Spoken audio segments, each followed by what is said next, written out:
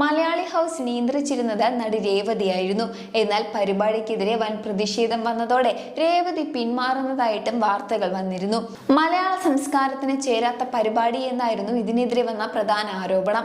യുവ സംഘടനകളും പരിപാടിക്കെതിരെ രംഗത്ത് വന്നിരുന്നു.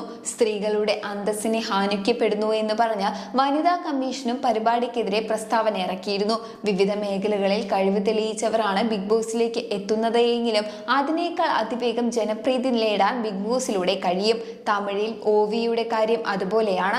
10 വർഷത്തോളം നീണ്ട സിനിമാ ജീവിതത്തിൽ നിന്നും ലഭിക്കാത്ത ജനപ്രീതി ബിഗ് ബോസിൽ നിന്നും OVയ്ക്ക് കിട്ടിയിരുന്നു. സിനിമയിലെ താരങ്ങളെക്കാൾ പ്രാധാന്യം OVയെ തേടി എത്തുകയും ചെയ്തിരുന്നു. ഇന്നത്തെ അധ്യായം ഇവിടെ പൂർണ്ണമാകുകയാണ്. അടുത്ത അധ്യായത്തിൽ കൂടുതൽ വാർത്തകളും വിശേഷങ്ങളുമായി നമുക്ക് വീണ്ടും കണ്ടുമുട്ടാം.